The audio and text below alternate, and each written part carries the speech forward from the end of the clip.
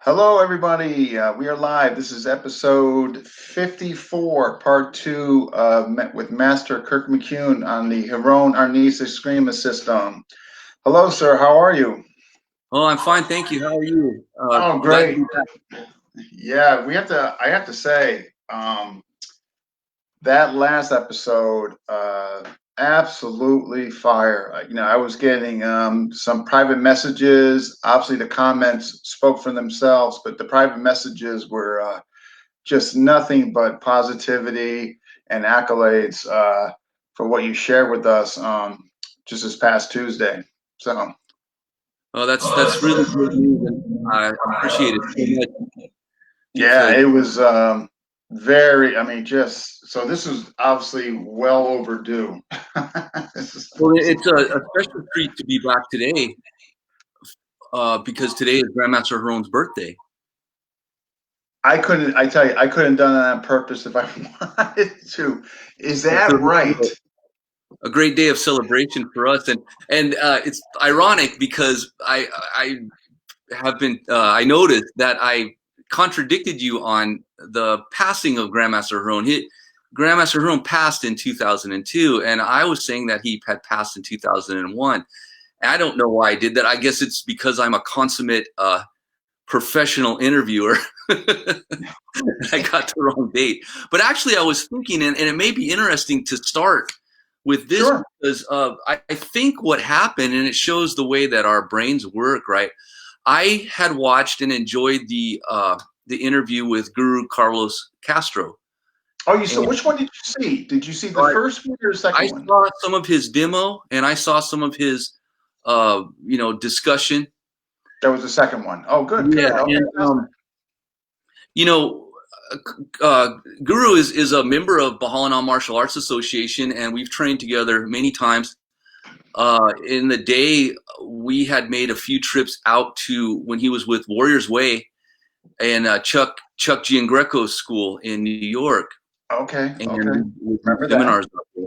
And one of the greatest memories that I have with Grandmaster Tony, who I know we're going to be able to talk about today, and all thanks to Grandmaster Harone and the legacy that he left us, is that we were able to travel to New York, and Guru Carlos, I think this is known information. He is a longtime police detective for the NYPD.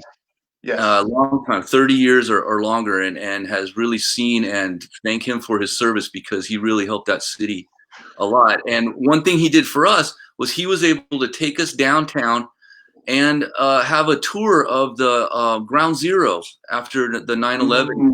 Mm. We were able to speak with many of the first responders who were there at the time on the day, and we were able to tour the fire department that was right there that was destroyed, and see the memorials and speak to the men that survived that day, which included Guru Carlos. He was in the tower maybe 30 minutes or an hour before it came down, and he was pulled out and sent to the port I had to no idea. protect the port. And I was wanting to speak about that because of the connection between Grandmaster Harone, the military connection that he has, and we have tried to maintain our presence among first responders and military people, with the art, where we teach the art to for free to any military or first responders or fantastic. help them. So it was good on this. It was on my mind, and for some reason I transposed the things together. So sorry for that.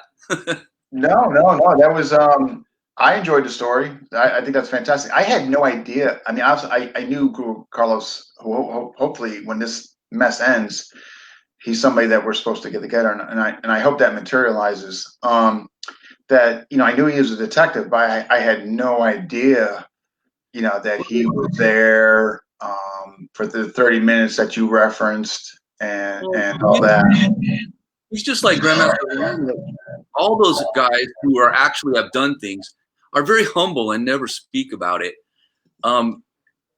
So you would never know. Some of the stories from today, Yeah. talk about how the men that we would know, even their own family didn't know that they were escrimadores and that they'd been in the war and different things about that. So it just shows the wide connection that the legacy of Grandmaster Leo Huron has offered our group and the Filipino martial arts in general. Yeah, yeah, absolutely. And okay. I want to get that question, but that was. I thank you for sharing that story. I mean, I could definitely see, the correlation. I think that's neat, and I think that's fantastic what you guys do to the vets and the first responders. How you guys, let them, go free. I think that's really, really nice of you guys. Okay, folks that are watching, please, tell us where you're watching from and all that. Ironically, I had no idea, Don, that it was, Grandmaster Leo Huron's birthday. I couldn't have done it on purpose if I wanted to. So this is actually even extra special. So that is fantastic. Okay, before, and I hope he's, you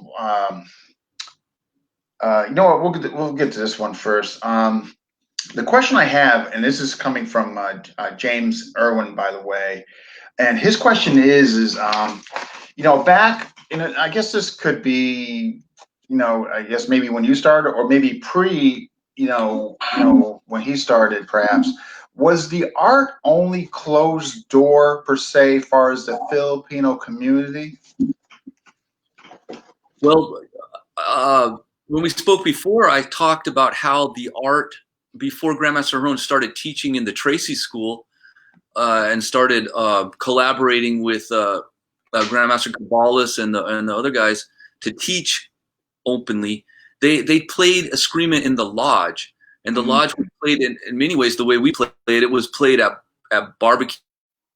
It was played in the park. It was played as a recreational exercise between compadres and townmates and buddies and friends. And so it was played closed door, but it was not necessarily a secret. It's just only the Filipinos wanted to learn it. And they also needed to make certain that, like we talked about before, that they felt that they were going to have to use their skills. So they would never show openly what they were doing. Talk about one of Grandmaster Huron's teachers, Flaviano Vergara. He was the man who gave Grandmaster Huron the Master's Fan, which contains the 20 styles of Grandmaster Huron. And they would go in the peach orchard. I think it was in Meridian, California, or somewhere in Northern California, in Central Valley. And they would go out at night and start to practice their eskrima. And they would watch. And if anyone else would come out to try to see what they were doing, they would stop. And he told that story many times. Oh, wow. They would just kind of stop and wait till they left, or kind of pack the bags up. Yeah, wow. Geez. Yeah. All right. Well, then, James, thank you for the question. If you're watching, if not, I just want to let you know we definitely. Also, that it may have been considered, even when he opened the club and people started to play, so much of the Filipino community or the early times, this was 1968, was still a little bit clannish, where, for instance, this was later, but Master Joel, he knew Grandmaster Leo Huron. Master Joel Juanitas knew Grandmaster Leo Huron as Uncle Leo. He didn't have any idea that Leo Huron was the person that he was as far as the martial arts, and just knew him as a nice old guy in the neighborhood, and then started hanging out in his house, and then started training in eskrima because other guys were doing it. The same thing happened with Grandmaster Tony. Grandmaster Tony tells a story about talking to his father, who was a lodge brother of Leo Huron. They were lodge members together in the Leonaros del Trabajo. And Grandmaster Tony asked his dad, said, "Dad," Grandmaster Tony had been in karate and different martial arts as a kid. And he got older, and he said, "Dad, why all these Filipino boxers that we know, all these, the Filipinos are tough fighters. Why don't Filipinos have a martial art?" And his dad said, they have a martial art. Filipinos have a martial art. And he was like, "What are you talking about?" He says, "Yeah, go talk to your Uncle Leo." And Tony said, why would I want to talk to him? he didn't have any idea. Because they kept it very quiet. So that might be what Guru's talking about, the privacy of it. It wasn't talking about. When Master Rowan talked about it, you don't brag about your skills because someone will take that stick and jam it down your throat. Yeah, I think that's what he was referring to when I got his question. So, thank you for answering that. I do because I know we're going to eventually get to Swords in the Fan and obviously GM Tony. I just figured we'll kind of wrap up. So, from a question from Julius, did Leo Huron take any super soldier serum? What was the secret to his longevity?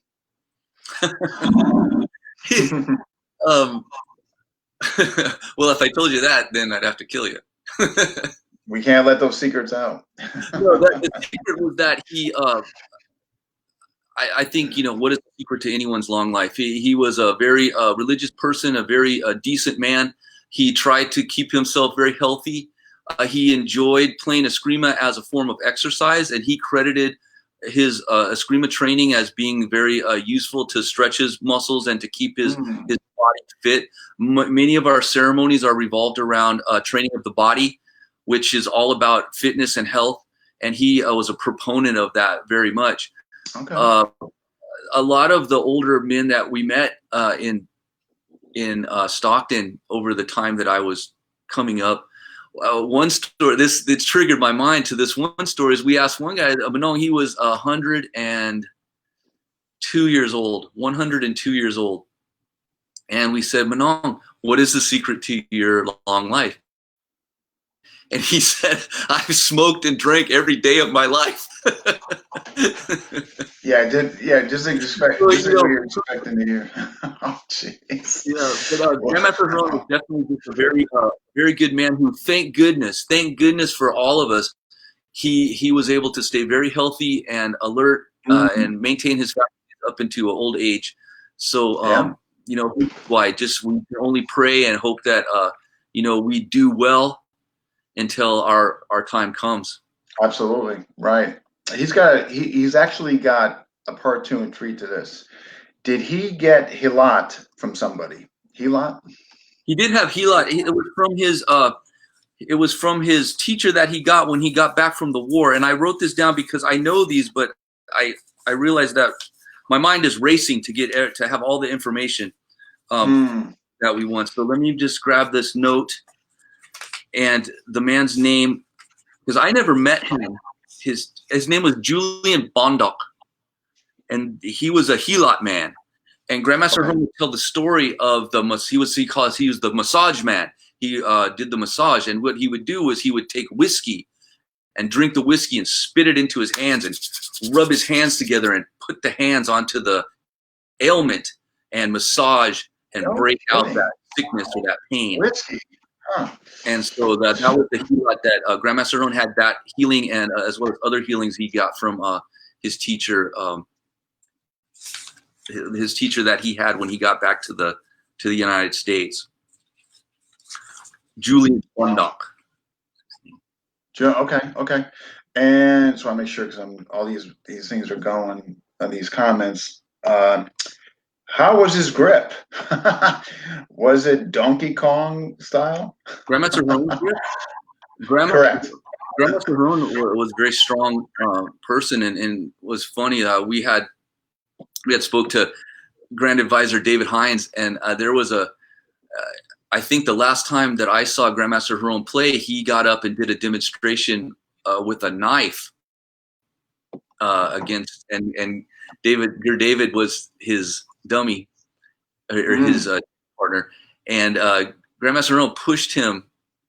And David is not the kind of guy that even kind of really gives into kind of that kind of stuff, but the balance and the movement and the power of Grandmaster Huron and his precision and his striking and his movement walked David around the gym. And it was funny because and I had felt that from Grandmaster Huron also. He was very strong and virile, and he got done, and Grandmaster Huron just sat down, and everyone was clapping and just amazed because it was such a powerful demonstration of martial skill that us young guys could not duplicate. His heart and pride was effortless for him. He was in a perfect position always, and you always felt unbalanced by him.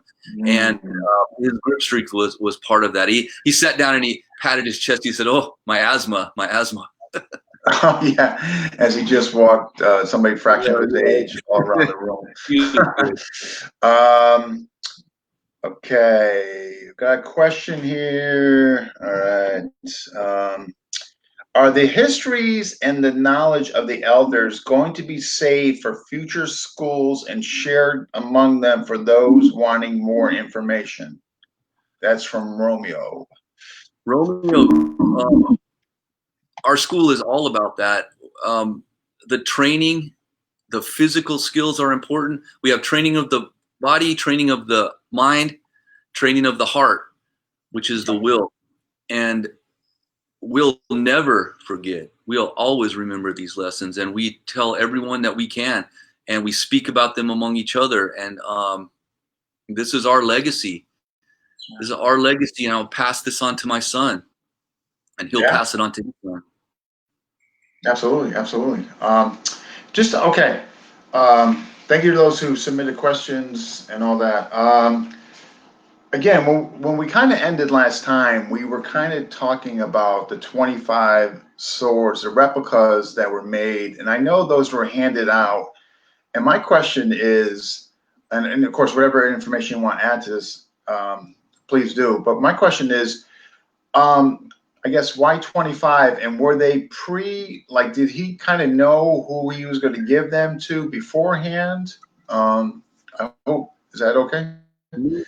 Yeah, no, I don't think, here's what I know about it. Okay. They wanted to, because there was no extant actual original version of the Talon Aslan. And as we talked about, we could not find any versions of the Talon Aslan. They decided to have some made, and they found a maker, a bladesmith in the Philippines, and they started working with him, and they worked back and forth with the design. And Grandmaster Huron finally sat up on a design, and here's the finished product. I don't know how I can show, but it has that clipped point, which is sharp on the swedge here. Wow. Sharp here. Single edge. It's 36 inches long, and it has the handle that we talked about at the end to give yourself the different grips where you can grip longer. Right. I remember you showing that. Wow, what a beauty. Yeah. And so then they contracted to make 25 of them. And the maker was so enamored with and so interested in the project, interested in Grandmaster Huron. Grandmaster Huron was the kind of person that could affect people like that. People felt friendly towards him and interested in what he wanted to do. They decided to take the 25th sword. The maker took the 25th sword. So their 24 swords came to the United States. Okay. And then it was basically, there was a few that were given out. I know some people got some. The way I got mine was I bought it. It was because the money was going to go to the association. So it was. I see. Okay, I see. Martial Arts Association. So that's how I got mine. Now, how other people got theirs, I can't really say, because I know that I was pretty new. I just thank God that I actually had the wherewithal and the foresight to get it. You're new and you got one.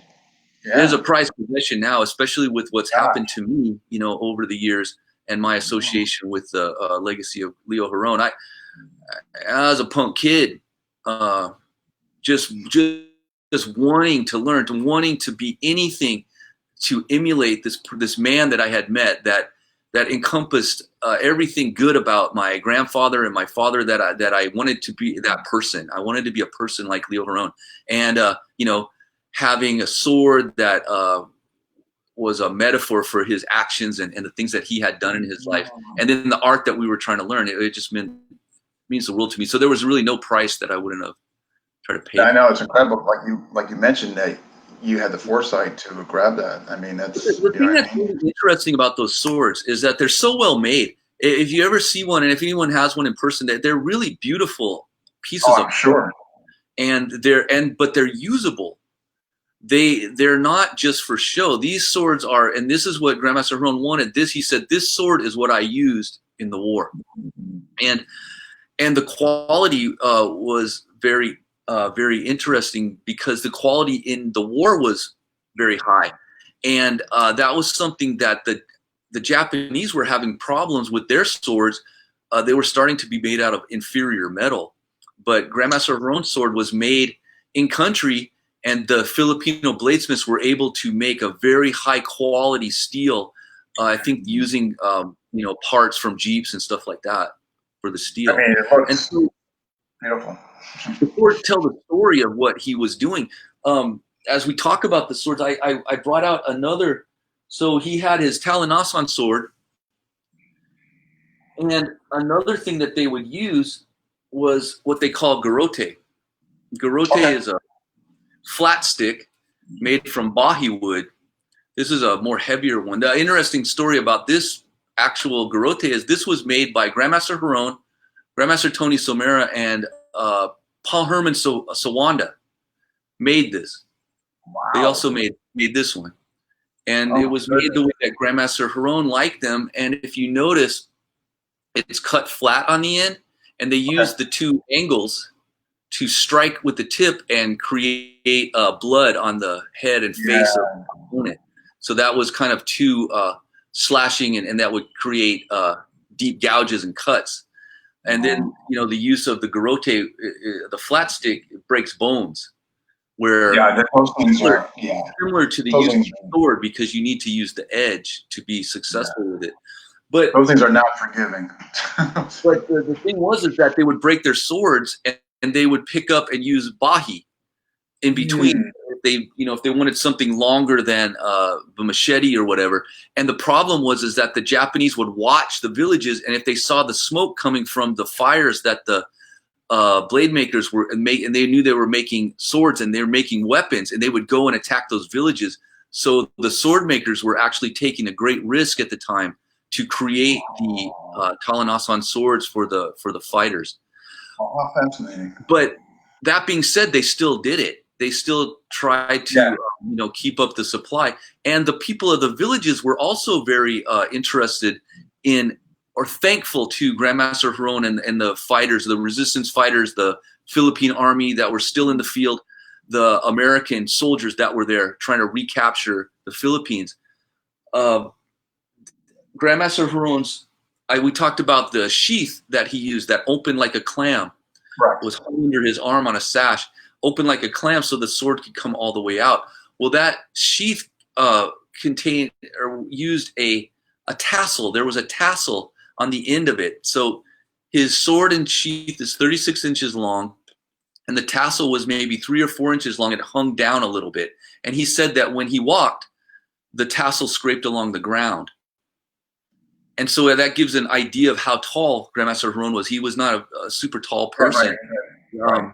He used an exceptionally long sword, even for him.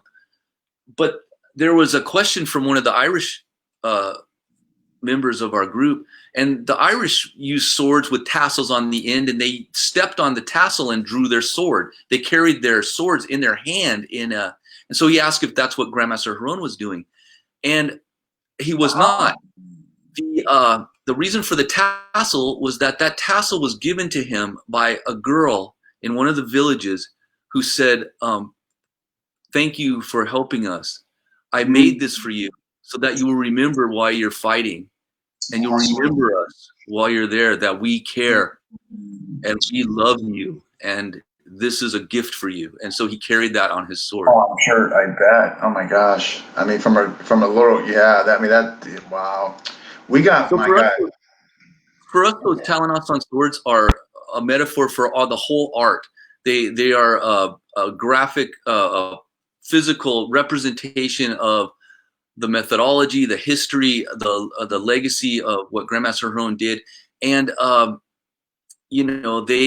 Largomano style is the king style in our art, and it permeates all of the play, the distance, and that's all wrapped up in the Talanoss sword. So that's why those are important. No. I'm glad I asked on that. I got another question, and then we're gonna. How was his relationship with the contemporaries in Stockton? Example: Angel Caballas, Gilbert Tenniel. Were they get along? Well, they got along. There's a there's well-known problems between Sarada and Bahalana, the twin towers of the Stockton area, and Angel Caballas and Grant. There's some great stories about those two, sparring with each other, verbally sparring, but where that came from was not from the martial arts. What I heard is that their differences were because they were in different lodges, and the differences that they had stemmed from the fact that there was a certain way that you needed to act as a lodge member, and they would be on the street in their fine suits where they probably, what would happen is 3 men would purchase one suit, and each weekend one of them got to wear it into town. And so there was some fighting that happened out in the field house. If someone brought the suit back dirty, that would be something that they would argue over. That would not go over. They would go into town with their suits, and they would be visiting the gambling halls and the dance halls. They would go get their picture taken to send pictures back home. This is what I'm doing in America. Look at me, fine looking Filipino gentleman. And when they would see a fellow lodge member, they would give them a sign. And woe be to you if you did not respond with the correct sign back.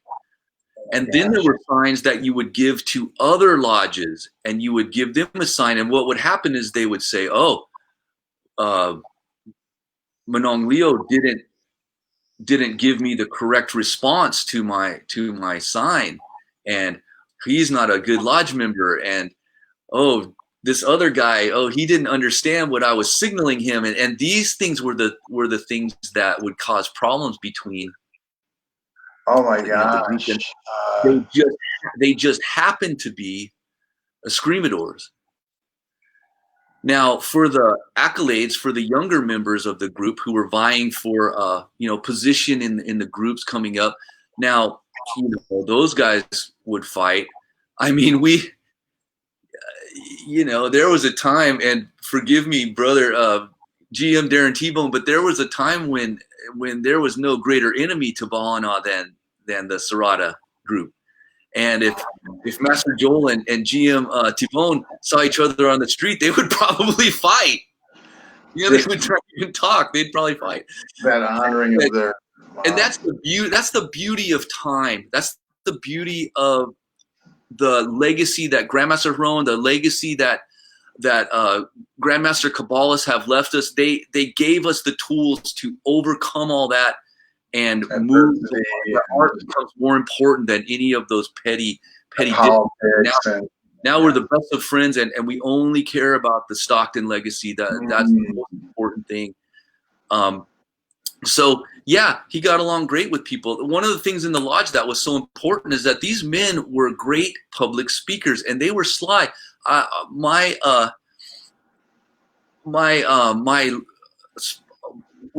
lodge member, and my mentor's name in the lodge was Panetta, and Manong Panetta was mentored by Grandmaster Harone, was his mentor in the lodge. And so when Manong was mentoring me, it was interesting because he sounded, and his inflections and his pace of his speech was just like Grandmaster Harone's. They really took on that they were cool customers. They were cool guys that you wanted to hang around with. They were very funny.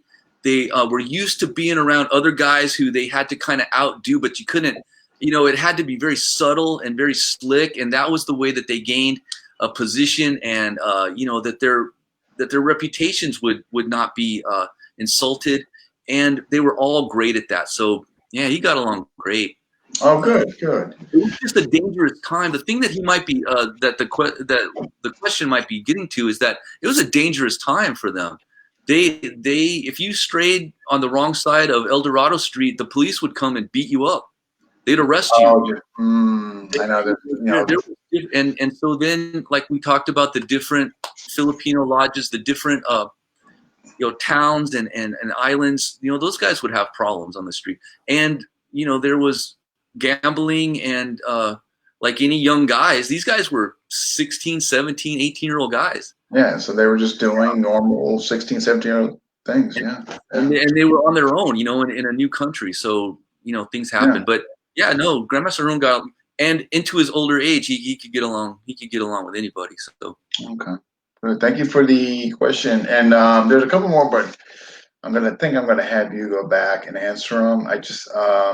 Otherwise we're gonna be. I mean, the way we might have to have you again. Anyhow, so this stuff is just too good. Because I mean, we're a half hour in. We haven't got to the fan. We haven't gotten to GM Tony, you, and what you currently got going on, and all that, which is good. I mean, it's a good thing. So, all right, what do you want to tackle first, sir? Do you want to tackle the fan, or do you want to tackle GM Tony first? Let's talk about GM Tony, because I only understand the fan through him. Perfect. Let's do it. Okay. So, I was trying to think of how to describe him. So, the people that they're always negative. They always got to talk trash about other people to try to make themselves seem big. They're always thinking about themselves and how they can get ahead, and are just generally unhappy and just kind of poisonous people.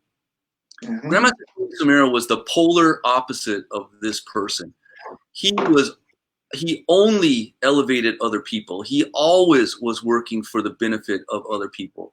He cared deeply about his brothers and sisters in the art, the lodge members. He was always buying food for the older lodge members. There's nothing but stories of you're out of work. Who's going to be calling you every day? How's it going? What's going on today? What can I do? It was Grandmaster Tony. He was there for you.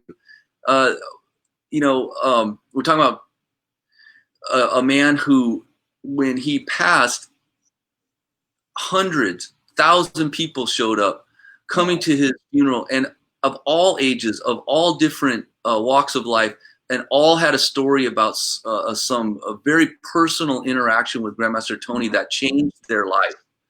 That's who Grandmaster Tony was. Specifically, he had, grew up in Stockton, native Stockton. His father was a lodge member with Grandmaster Harun, and that's how he started his training. He started showing up at the school where Grandmaster Harun would question him about why he wanted to learn the art. And Grandmaster Tony would talk about how he would show up, and the guys were training, and he was wanting to get out there, right? But Grandmaster would just sit with them and finally say, "So, how's your mom and dad? How's the farm? What are they planning? What are they planning right now? What are they, what's the next crop going to be?"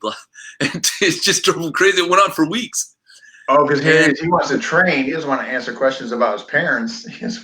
Well, but Grandmaster Harun was testing him, and like we talked about, I think Grandmaster Harun had already started to see something in Grandmaster Tony that was going to lead to, a lifelong friendship and a lifelong relationship.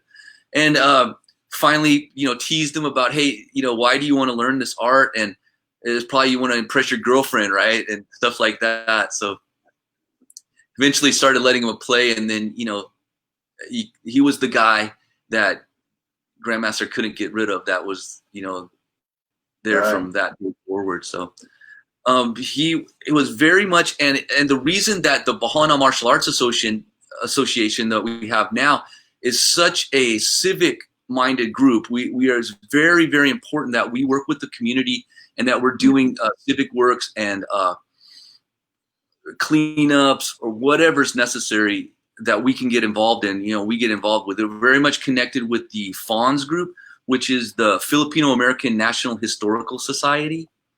They have National Society of Historical Monuments, and that they protect, and they have a museum in Stockton, and we did a wonderful demo at that museum, and it had pictures of Grandmaster Huron, Grandmaster Tony, and then their life in Eskrima. Oh wow! The Little Manila group in Stockton, they're the ones that Dawn Mabalong, that people know her book, you know, Stockton is in the Heart, and that we lost Dawn a few years ago, but it was Bahana that did the security at her funeral.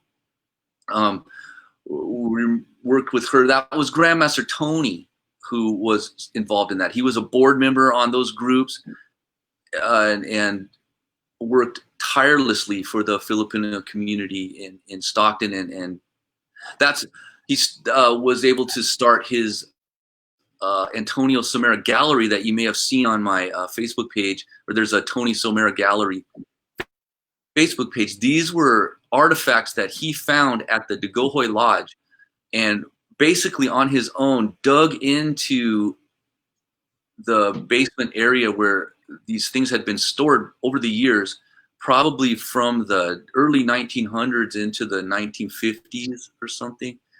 And oh wow! So just letters and musical scores and books and pictures, clothing, shoes, razors, everything that the people would have, and who knows why, but they would stay at the Dagohoy Lodge, and then maybe they got a job in some other state. They would leave their things there. You know, a lot of times they would use the lodge as getting mail and everything, but for whatever reason, they never came back. And it's so important, and it's so touching to read these letters, because these people are writing home to their family and basically letting them know, we're never going to see each other again, but I still remember you. And, you know, Mom, I love you, and I'm doing as good as I can, and I remember all the lessons that you taught me. Those are the things that Grandmaster Tony Somera will man, that's like public. And the question that came in our going to the public, yes, they are, because we have something like the Antonio Somera Museum, the Tony Somera Gallery. That's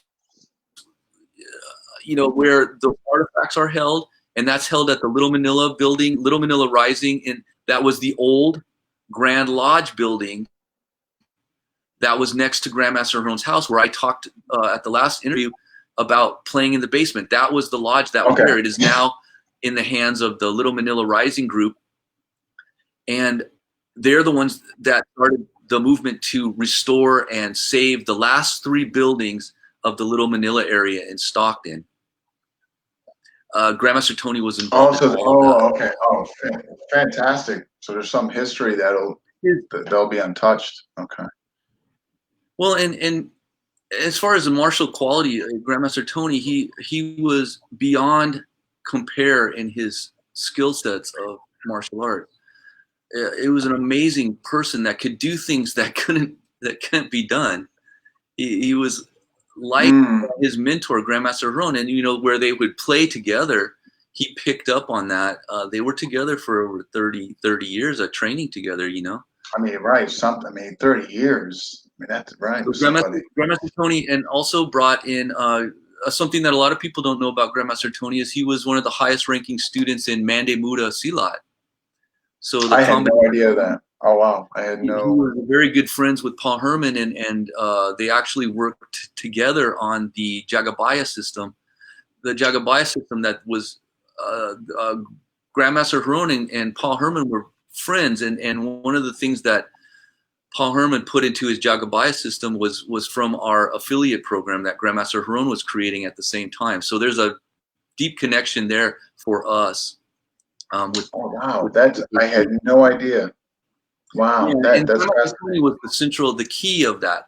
And Grandmaster Tony was the friend and the companion and the champion I believe that if it wasn't for Grandmaster Tony, we would not know the art of Grandmaster Leo Huron. He wanted to teach the art. He wanted to, but I don't think the world would know what we know now without Grandmaster Somera, is because he was the one that got Grandmaster out. Grandmaster Huron was like, why would anyone want to bring me to Europe? Why would anyone want to come to a seminar from me? Have them just come to the house. Oh, right. Yeah. Like, why would you take me on a plane or whatever somewhere to go? Yeah, and GM was able to, have him feel comfortable enough and make him comfortable enough that he could go and do those things, and that people could know him. And GM Tony dedicated his life to making certain that Grandmaster Tony, if anyone can show me where Tony Somera talked about Tony Somera, I would really like to see that, because I never heard him talk about himself. He only promoted Grandmaster Huron. He was the most humble, kind, considerate, humorous, funny, awesome person that I've met. Beautiful man. I miss him so much. And I'm sorry, he passed away again, what year? In 2013. 2013. Okay. He was younger. Something that I'll share that people don't know is he did all these things. Grandmaster Tony had cancer when he was 15 years old, and he defeated that cancer, but it compromised his immune system very, very greatly. So as an adult, I mentioned that we traveled at least 10 years where we were on the road, if not twice a month, at least once a month for 10 years, going to New York, going to Texas, going to Europe, Germany and Spain. Every time we got back from one of those trips, one of those seminars, Grandmaster Tony went to the emergency room. Oh, no. And had to recover. Now, because of this illness that he was constantly in great pain from the immune system things that he was dealing with, and yet it never stopped him. I remember begging him, GM, we have to stop going on these trips. Let's take a break or something, whatever. And he said, no. Every day since I was 15 years old has been a gift from God, because he didn't take me. And so I'm going to use every day to the best that I can. And if we don't get out there and do it, people are not going to learn about Grandmaster Huron. They're not going to understand what we understand. And he made that sacrifice, and made that sacrifice. The day before Grandmaster Tony passed, he was in his hospital bed writing his speech for the ceremony the next day. That was the celebration of the Leo Huron Drive. We got a street named after Leo Huron in Stockton. That is the way to the Veterans Memorial Hospital. And Grandmaster Tony was writing his speech for that event the day that he died. So obviously thinking of others. You couldn't keep him down, and no one would know. I mention this now because no one knows this, because he never complained. He never let on. He always was congenial, friendly, and never talked about himself. He was always about others. And at the whole time, he was great suffering and pain, and yet it just shows the strength that he gained. And he credited Grandmaster Huron. He credited the art, the mindset, and the skill set, and then applying that to his life. We train Eskrima to preserve life, and he made a great life, a model for all of us. No, yeah, based on what you're saying, sounds like he's had an impact on a tremendous amount of people, Wow. That's a lot. That was fantastic, because there was obviously stuff in there that I wasn't aware of. I didn't know there was a link between him and Solanda. That's wow, man. The things you learn. Wow. Okay, we can go a couple directions here based on what we like to do, sir. We can go into the fan, the styles, or we can. You want to do that? Yeah. Okay. Let me just grab I forgot something. Just a second. Sure.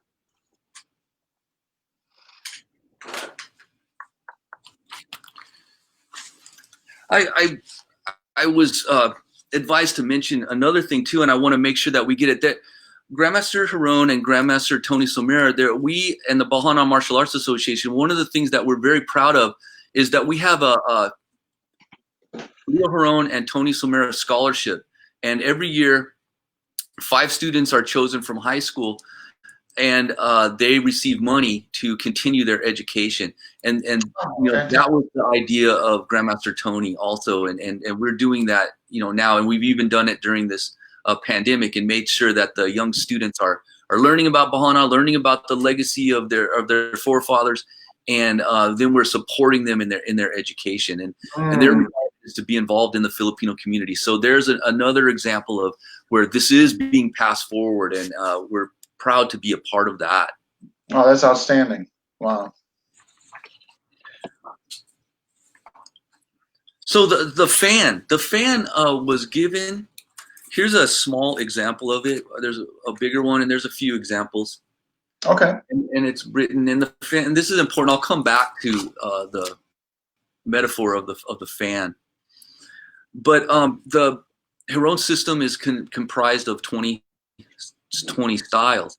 It goes from the one side of the fan, which is estilo de fondo, the anchor style, okay, across the fan to the largamano style, estilo matador, the killer style that Grandmaster Haron fought with in the war, the style that's most suited by the Talanasan sword.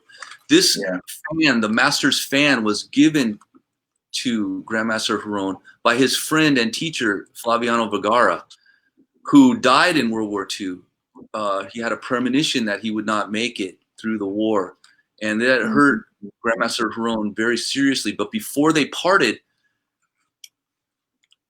GM Flaviano Vergara gave Grandmaster Haron the fan, and he said, "Now you understand what I've been teaching you, where the old style of Di Fondo and the new style of Largamano, okay, Kataanen and the Kabarawan style, the old and the new style, and then the styles in between, which bridge the gaps between them. Now you will be able to recognize and fight against any style because you have all the tools. And I give you this as a remembrance of our friendship and of our teaching." That's where the fan came from. No, wow. Master took that idea, and as he was creating his style. So what we train in Bahalana is that there's a base style, and that style is the Di Fondo style. And I'd actually like to go back to that style because that's the style that we all learn. It's the most difficult style. It's the battlefield. It's a battlefield style because it's definitely based on fighting multiple opponents. And I'd like to take a little trip if we could. I know we're running down on time, but let's. No, you know what's going to happen? We're going to have to. There's got to be a part 3 because we haven't even, and which is, and again, this is a good thing. Obviously, if you're willing. Because obviously I want the people to hear, basically the styles within the style, obviously as much as I do. But in addition to getting through that and other stuff, besides a couple of questions, there's obviously, what you're currently doing and what you've kind of created and what you're doing as far as future and all that, and how you're taking it by the reins. So, so spend as much time on this. I think it's inevitable. I think we're going to have a part 3 if you're so agreeable. So. Oh, sure. I'm glad to. I mean, this was a creation of Grandmaster Leo Haron, and there's the phrase on our logo that says "from the mind of Haron," and it was important that there was I talked about how Sergeant Ramos taught Grandmaster Haron and gave him honed his skills with the with the sword. Up Correct. until then, Grandmaster had fought and learned traditionally with the stick and stick styles, and gained his bladed style from the war. And then he wanted to take that together, and someone had asked, there was a question about why Grandmaster Herron started. The nurses that were killed in Chicago, and that truly did break Grandmaster Herron's heart when he saw that those nurses, who mainly were Filipinos, were murdered by some jackass. And he thought, here these girls are spending their lives trying to learn how to help others and heal others.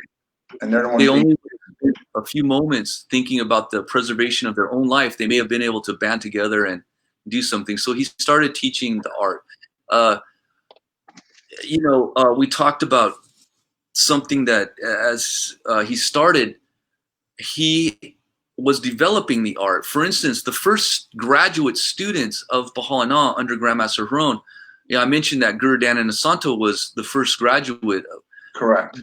In his graduating class was also Sifu Richard Bastillo, also Guru Ted Lukai Lukai, and a man named Jerry Poteet. Yes. Poteet, the French. JKD. Yep. JKD. And what they learned was mainly the Largamano style, because Grandmaster Herron was teaching Largamano style at that time.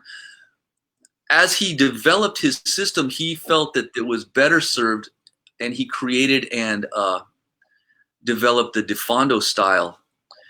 When I'm showing this fan, going from the Kata Anen to the new style, the Kabaro 1, the Difondo, the anchor style, there are many people, and we've described it as being anchored. It's anchored low, it's solid footwork, but it's fighting art. So it's not that we're rooted to the ground. It's just that we're not going to trip and fall over. It's made for fighting on a rough terrain. One of the truths about the Difondo style is that the anchor refers to that it anchors now and anchors and opens the fan from the Difondo style. It opens to the Largamano. In times of war, we would open from the Largamano style, the killer style, and we would open further the other way of the fan, so that you would gain. He wanted something more. Guru DJ calls it, where he's one of our students. He said that if Grandmaster Herron wanted us to be killers, he would have just strictly taught us Largamano, because within weeks you can not be defeated with a sword under that style because of the distance. As Grandmaster Herron talking, he says, I don't know what style's the best, but I know my style is the safest because of the distance. Because of the distance and the 36 sword. Create the Difondo style, which includes blocking, parrying, all of the deflecting, all of the fundamental principles of the whole art. So what you gain is a learning and teaching style, also a battlefield style that you can use against multiple opponents, but it also contains all of the other styles of the Herron system are contained and shown examples in the Difondo style. So once you learn the Difondo style, when you look at the aspects of the other styles, you already know them. They are familiar to you because you've trained parts of them in the Difondo style. So it gives an insight into the thinking of Grandmaster Herron, who was very much a professor, understanding how to reach people and how to make the most efficient manner of learning, and then being able to reproduce that in real time, in real life. This art is not meant to be an esoteric, thinking about the art. This art is meant to be used to protect your life and the life of your family. And he wanted to have that right away. So even though he gives us a test of learning the Difondo style, which is basically a slash and thrust style, a countering style, because it's made to fight where you're fighting one person already and someone else attacks you from another area. You Yeah. have to fight that person, and that's what Defando excels at, is that multiple opponent fighting, the melee of combat. And but it also challenges you because it is very precise. The precision, the fact that it's trained with a 24, 26-inch stick, 24, 26-inch weapon, the bolo that I showed the other day. We use sticks. I wanted to show this stick because this was actually a guava stick that was made for Grandmaster made for Grandmaster Tony by Grandmaster Mike Del Mar from Hawaii, and was given to Grandmaster Tony. Oh, okay. But it's representative of our, what we call our Defando stick, but also the it was represent the bolo, right, or the army issue machete. So we'll practice with the stick. That's an interesting thing about the Defando practice, is we practice with a stick, but we are in our minds using a blade. So when people striking the stick together, that stick is a representation of the person's arm. And the way to think about it, or it can be a representation of their weapon or their arm, depending on your intent of what you want to do. I mean, sometimes you must deflect, but if you can cut the person, you must cut the person. You might not get another chance. So the way I've been describing it is that it's similar. Our training with the stick is similar to the concept of the tap in jiu-jitsu. In jiu-jitsu, you can roll and fight and put your locks on and work every single combination that you need to learn. And you can do that at almost full power as long as you let up and respect the concept of the tap. When it's coming on too strong and the person is ready to be injured, they can tap. Well, we use the stick to simulate full speed fighting, but instead of hitting the person, we hit the sticks together. And then we can repeat over and over again. And depending on how we hit the person, if we hit with our knuckles forward, that would represent striking with the edge of the bolo. Okay. If I hit with my knuckles turned slightly and deflect, that would be hitting with the side of the bolo, which would be a deflection. And this would be the way that I would want to hit their weapon. If I practice to hit them, and what I'm doing is concentrating on hitting a specific target on their weapon. And then once I can hit a specific target on their weapon, I can hit any target on their person. And that is a fundamental of the methodology of training that we use. So when people see Bahana guys using a stick, that doesn't mean that we can't hit with a stick, because proper alignment of the stick, it generates strong striking. I mean, like made their bones on hitting people hard in tournaments and things, and we're kind of proud of that.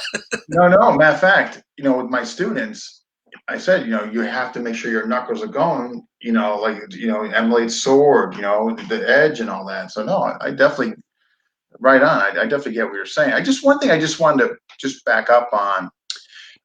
When you mentioned the initial graduating class there, and you mentioned they generally speaking just got the Fondo. Is that accurate? No, they learned Largo Mano. Some Largo Mano. Okay. That Grandmaster Harun was teaching. They may have learned other things. I mean, I wasn't there. I'm just no. Understand? Yeah, I guess and they learned some Largo Mano disarms, which were important, very important to Grandmaster Harun, that we still practice.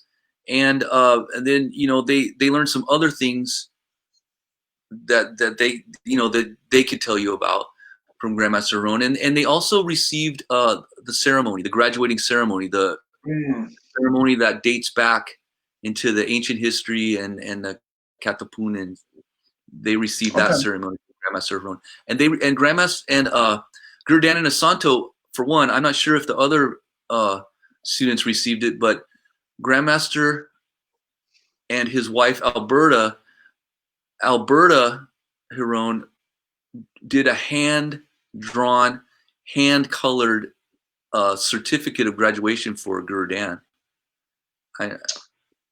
Oh wow, I don't know if it's still how, I know I have my really good friend and training partner is under was a rep for civil, so I'll have to ask him what his cert is. He'll know. No, you got me curious. So then, is it fair? Again, I know you explained to Fan the styles within the Fondo and Largo, and Largo Mono and all that. So I guess what I'm getting, the first graduating class, they obviously could have got more. I know you alluded to the emphasis was Largo Mono. So did he, of course, evolve over time and just expand the styles? It evolved over time, and he, like I said, he wanted to think about the most efficient way to pass along the incredible lessons that he had learned during his life in the martial arts and during his time on the battlefield. And he wanted us to have those things so that we would actually have real protection if we needed it, and so that we would have an art form that we could be proud of, that we'd say that we want to strive for perfection in the art. And in this way, we gain a fellowship and goodwill between men by our study of the art, because we're trying to better ourselves. And in that way, we better all men. Okay.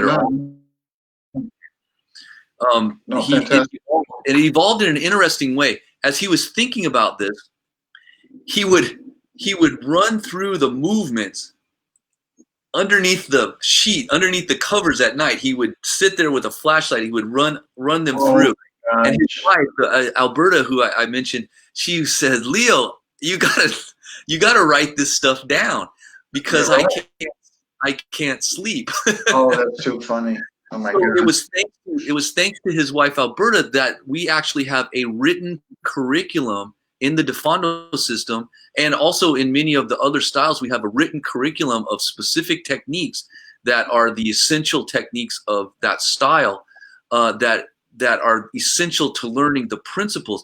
I'm glad that we're talking about this, because Bahana is not based on technique. It's based on fundamental principles. It gives you the building blocks of the fight. It gives you the essential building blocks of the art, so that when necessary, you draw from your experience and apply what you need to do to handle it. That's awesome, because that really favors me. I love like that. If you give me too many drills, too much information, we have almost no drills. The style, the Defondo style, the techniques are the drill, because they are what I call them kill drills or zero drills, where one person must assume the role of the attacker, make the attack on the angle. The other student assumes the role of the defender, which, defending, it's offensive, but realize I'm not choosing to do any of these Defondo techniques.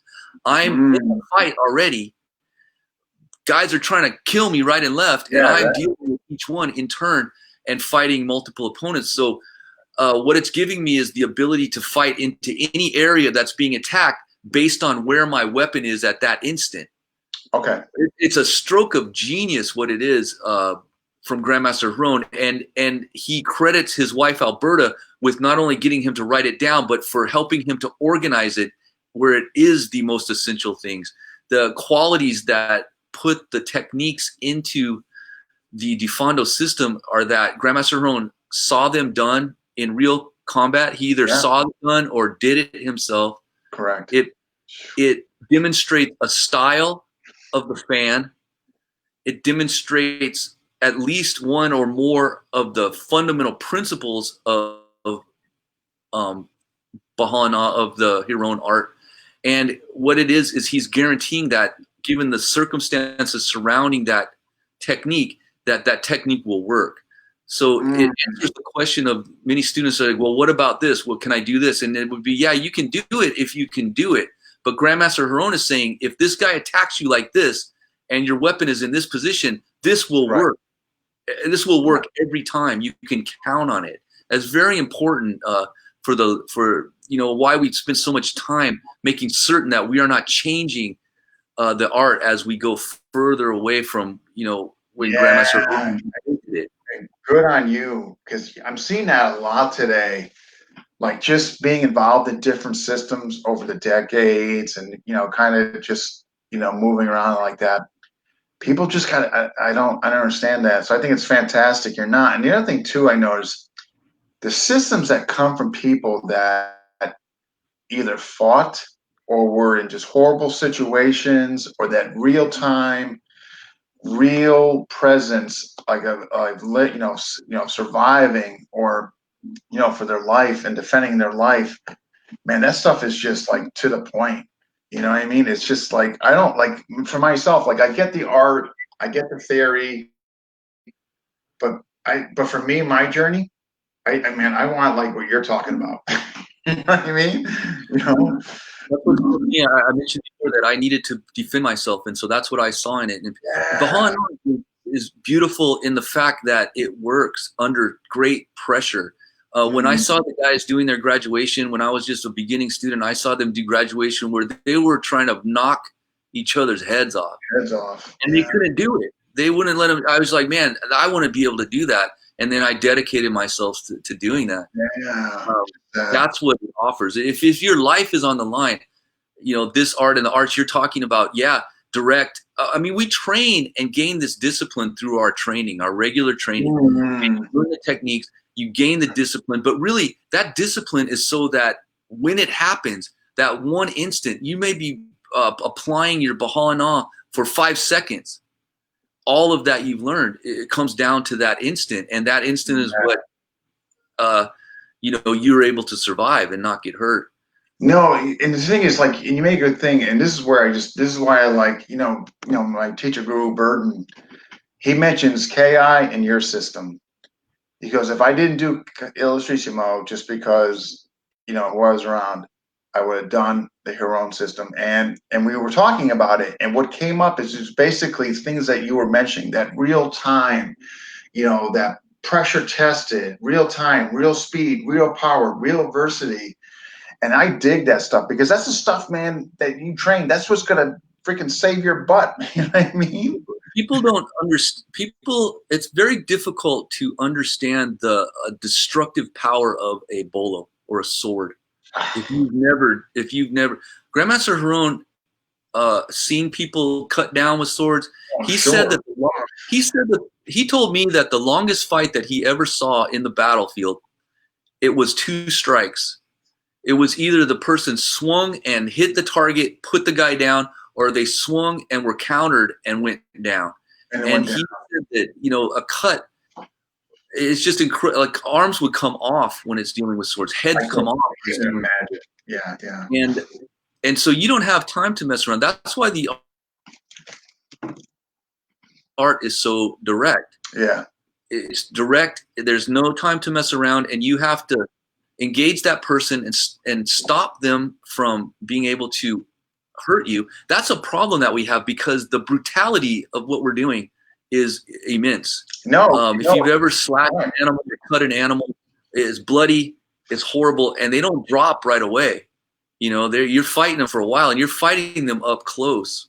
So Yeah, I mean, I right. think that's one of the reasons why we try to use humor and we try to have the family feeling where we're supporting each other, because what we're really doing is a black, horrible thing. However, Right. we're doing it to preserve life. We're doing it to make certain that Sure. right triumph and Right.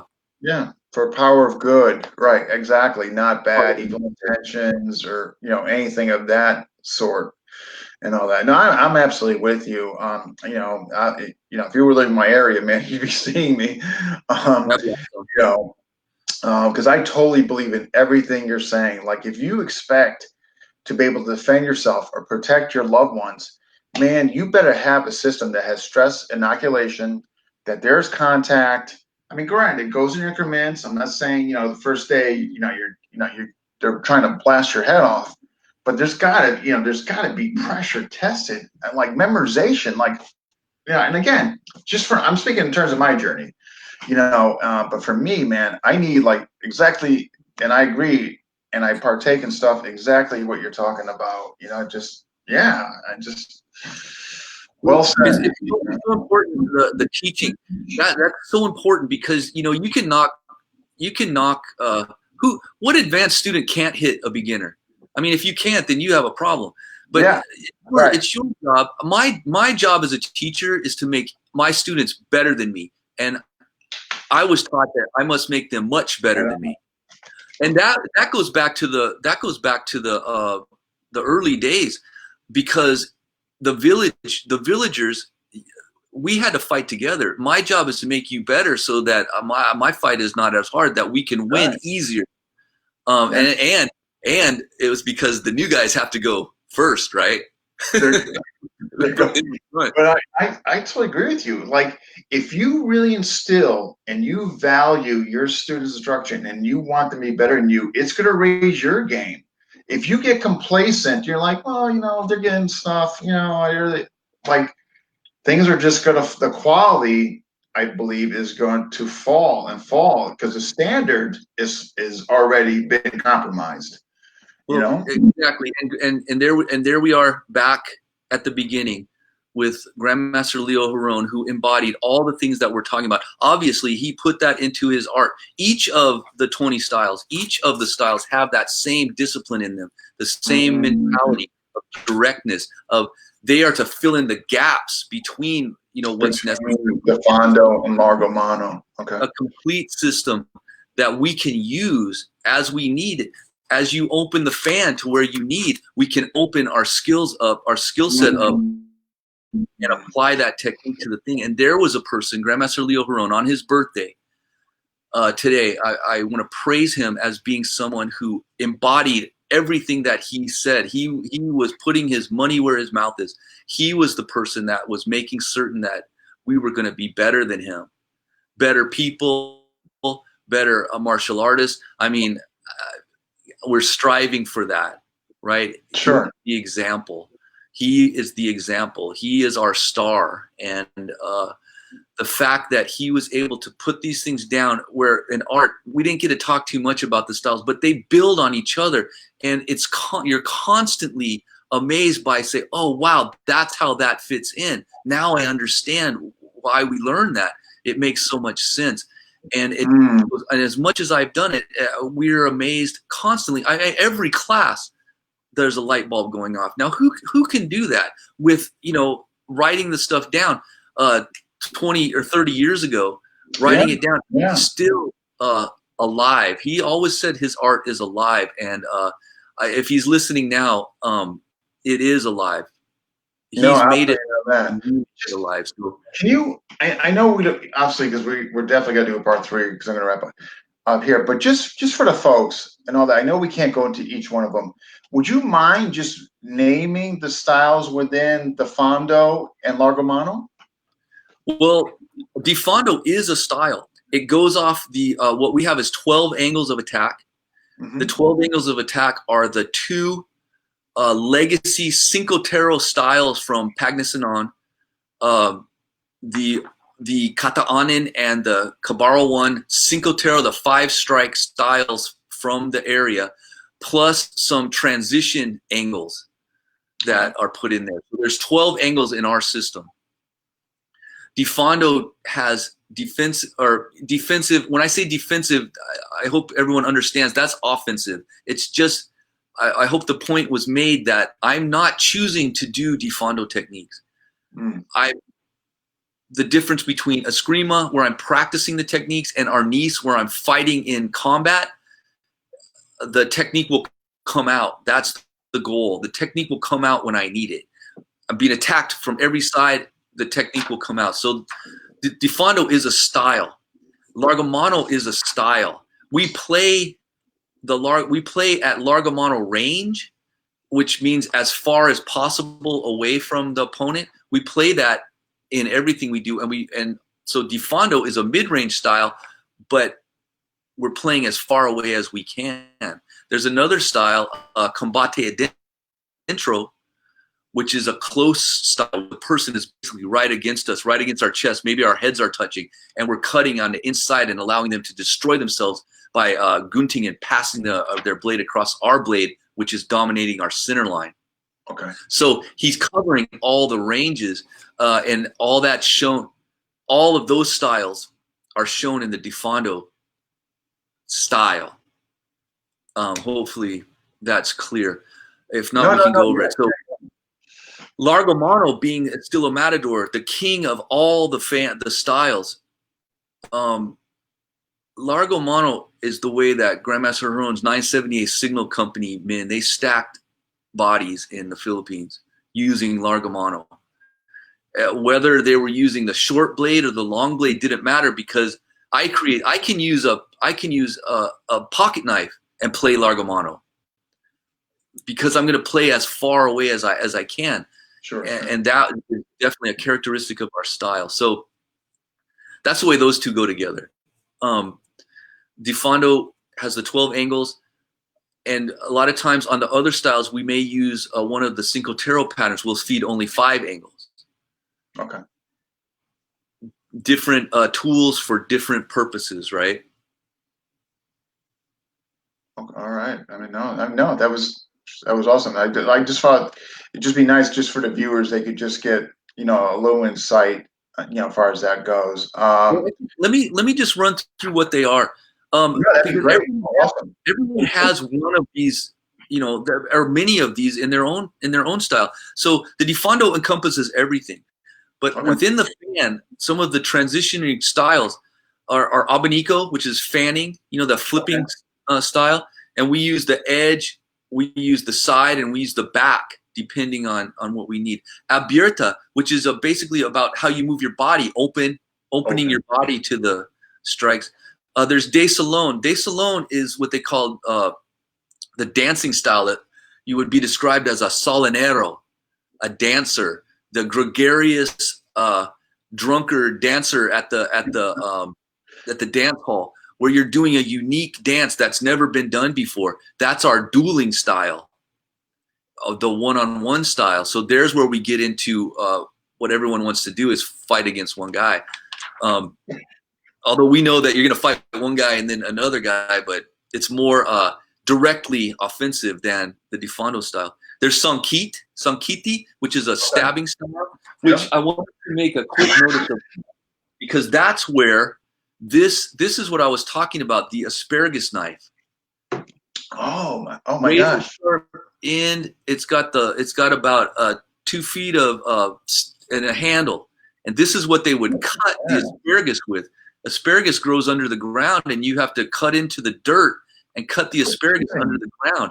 If you cut it too deeply, it stops growing. And if you cut it perfectly, it can grow 8 to 10 inches in overnight during the season. And the Filipinos were known as getting the best yield out of the system, and they was credited with their martial skills. So this is important to us in the Sankiti style, because they would stab and cut tendons with this in their fighting. They would use that curved edge as to catch the tendons and cut them, and this thrusting is the most important aspect of this. If used as a weapon, this tool as used as a weapon. Okay. And we consider this the transition between our art being a strictly Filipino martial art and a Filipino American martial art, because they don't grow asparagus in the Philippines. This happened here in Stockton. Right. That makes that makes total sense. Okay. The retirada style, the retreating style, which was used to trick the person to overextend. Elastico, the rubber band style, where you lean far forward, you lean far back and catch the guy overextending. This was a style that many times is described as they would have anting-anting.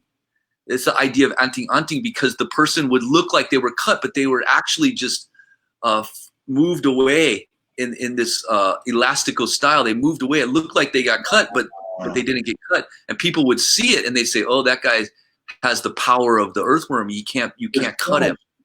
The Richarada and the Elastico are things that are in KI and Avenir, which I'm part of. That's powerful stuff. That's awesome. Wow. Guru Sam Juanitas, Master Joel's brother, went to the very first Cold Steel Challenge, had not trained at all, just decided to go in the morning, was wearing flip-flops for the event, won the very first Cold Steel Challenge by playing Elastico and Retirada. Wow, no kidding. No one could catch up to it. So Awesome. good stuff right there. Fondo Fuerte. That's more of a psychological style, a way of thinking about things where you fight in a strong position, and it's where everything is going wrong, or I'm not retreating from this spot. This is a last stand. The idea of it. We have different methods that we practice that. It's also something that we would think about when we're trying to fortify ourselves in a fight. Contra compás is against timing, half timing. The full beat, 1, 2. This would be the half beat strikes, and you can go before the beat or after the beat. Wow, it's kind of like, Redonda, circular style. There's a lot of redonda in the largamano system because of the weight and length of the sword. It wants to go out either in an ellipse or a circle, and hit the target and come back. So you're going into the target, away from the target just as quickly. So it lessens your chance of being countered. Combate adentro, I talked about the infighting. It's what you see the person be striking, and you're parrying and cutting them as they come through, and they're basically destroying themselves with your blade. It's a way to defeat a very enraged opponent who's just charging in on you. The terro grave is a concept of deadly strikes, the knowing the positions in the body that different weapons will do a quick stop on that person. Okay. You know, where the arteries are, where the how to hit the brain, any of those ideas of dealing with the human body and stopping that person from what they're doing. Terro grave. The Macabebe style is from the Macabebe people in the Philippines, and where they're known for using 2 weapons. So we have a double weapon style. Weapons of similar length. Involves the Sinawali is one of the ways that we demonstrate it. People would know. Terra Pisada is really interesting because Terra Pisada is hard striking, and it's meant. Grandmaster Herm would talk about it being used with like a shovel or a hoe from the field, and the guys would fight with the bigger weapons. Is something you would use against a spear, or he used it against the Japanese when they had their bayonets charging him. He would knock their weapon out of the way with the Terra Pisada strike, and then go inside with his sword and hit them. Okay. So it's hard striking. Media is a way to think about things. Half of this, half of that. Used a lot in dueling, where you're kind of trying to gauge what the person's going to do, or in sparring, where you are trying to make them react, and then you're countering their reaction. You're not giving them any information. You're trying to steal information from your opponent. You're showing half of something. It's a concept more than a style. Physical. That's more than physical. There's many ways that you could demonstrate media, and it's throughout the system. Each of these things can be done in conjunction with any of the others. It fits together perfectly. Okay. Cadena de mano is our empty hand style. The chain of hand. At first, I was incorrect in thinking that it just meant climbing in, striking.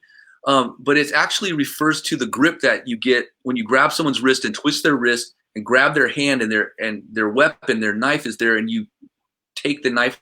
This is very common, where I'm pushing on their hand and taking the weapon, controlling them in a grip.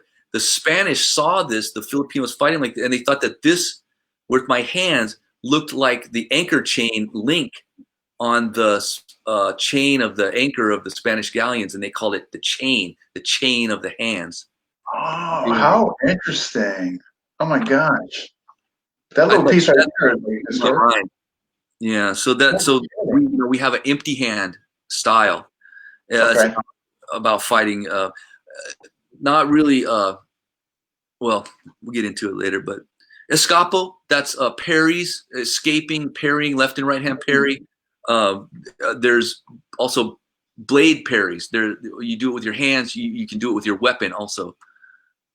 In the escapo, there's bulante. Bulante is the vertical striking style, named after a man named Brulio Bulante, who was from Pangasinan, who was known as a very kind and sweet person, except when he was drunk.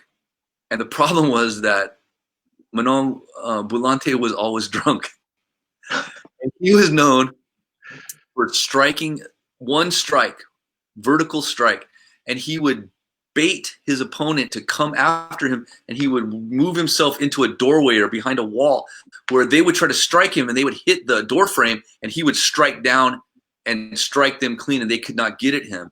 And he was a guy known for cutting off people's thumbs with that vertical strike. And Grandmaster Heron was so impressed by his style that he took those concepts and put it into the Heron style.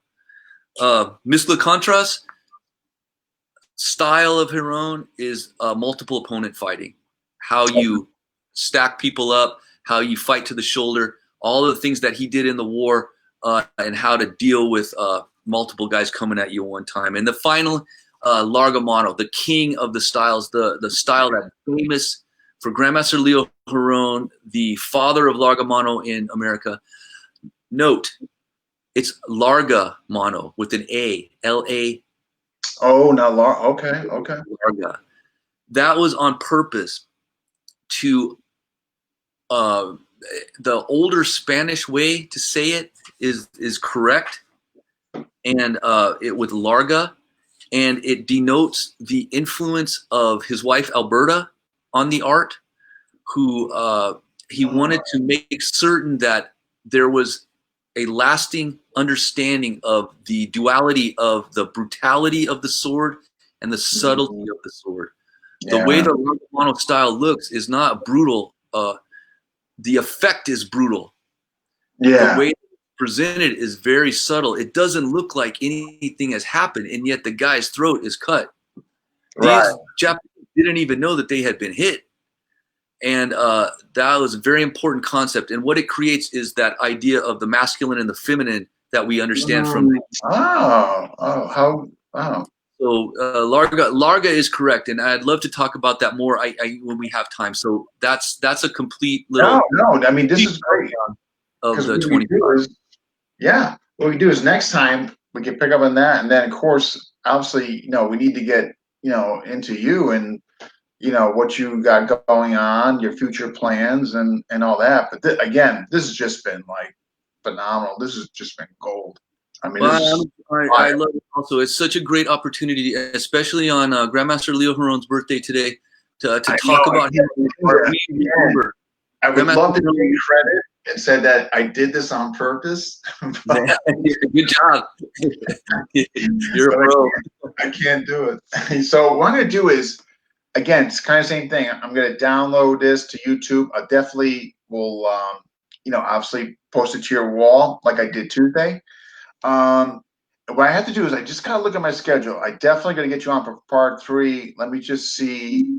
I just got to see. But like generally speaking, you mentioned Tuesdays and Thursdays are best? Yes. Okay. Tuesdays. Okay. All right. So definitely, I can definitely work around that. All right. So what I'll do is I'll definitely be in touch, obviously on that. And, but this was wonderful. I want to just, obviously thank you again for coming on, and I'm sorry we're going to have to drag you back for part 3. No, it's my pleasure. Like I said before, I can't speak enough about Grandmaster Heron and his art, and Grandmaster Tony Somera and the effect that he's had on people, and the effect that he's had on my life especially. I love talking about the art, so thank you so much for giving us this opportunity. Oh my God. And people, thanks for supporting what's going on. Yeah, there was so appreciated. Ton of comments and other questions. I'm going to have to just case maybe I missed them or whatever. But there were a couple of questions on there. I mean, I know you went last time and went through them all too. There were maybe a couple of questions there that if you see them, But again, Master Kirk, I want to thank you so much. I definitely gonna be in touch for the part 3. But absolute fire. Yeah, just thank you. Thank you, Gary. Thank you so much. Absolutely, and I will be in touch, sir.